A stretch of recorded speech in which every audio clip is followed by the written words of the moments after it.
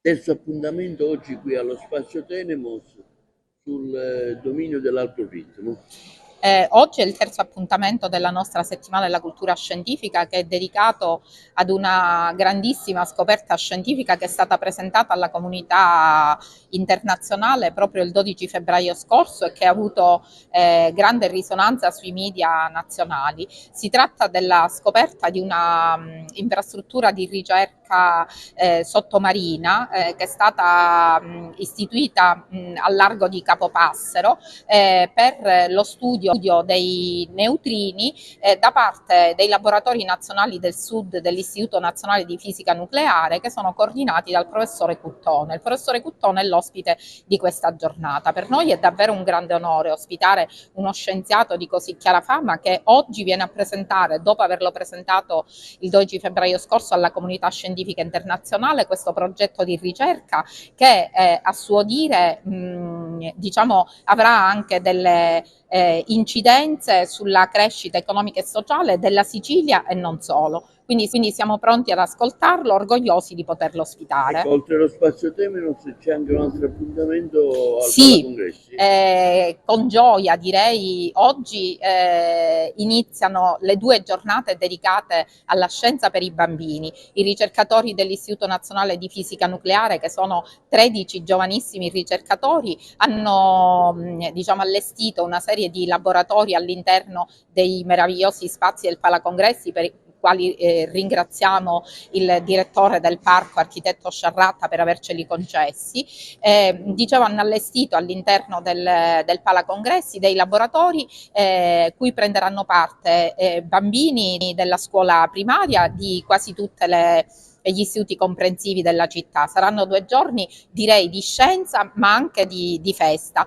Sono accompagnati dai loro docenti ma anche dai loro genitori in qualche caso. Ecco, lei oggi presenterà ai ragazzi del Leonardo il progetto KM3Net. Di cosa si tratta?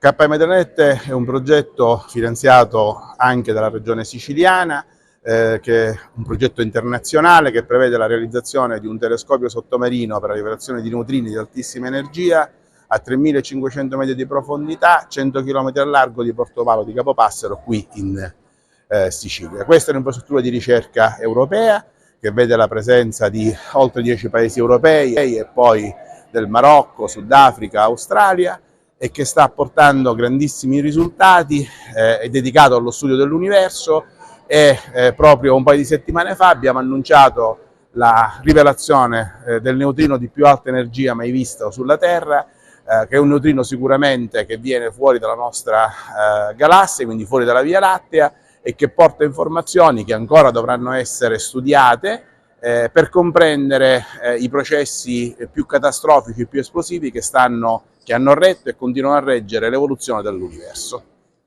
Ci sarà un'interlocuzione con i ragazzi? Assolutamente sì, il nostro obiettivo è sempre, soprattutto con i ragazzi che rappresentano il vero futuro del nostro paese, ma io dico della nostra regione.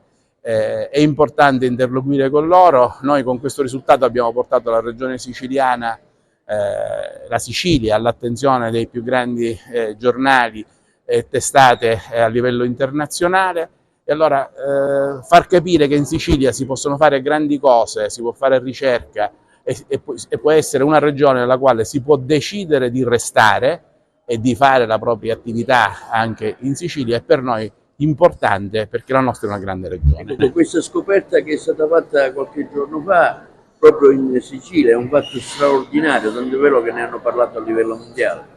Sì, questa scoperta ha avuto un'eco mediatica a livello mondiale: New York Times, Washington Post, CNN, Reuters, Le Monde, Figaro, giusto per dire i principali, ma veramente abbiamo fatto il giro del mondo, e portare la regione siciliana, il nome della nostra regione, a questi livelli per fatti positivi che dimostrano la capacità che ha la nostra regione di ottenere grandi risultati, è per noi un momento di orgoglio che vogliamo condividere con i ragazzi, proprio per dare loro una speranza vera per il loro futuro, che è la cosa più importante.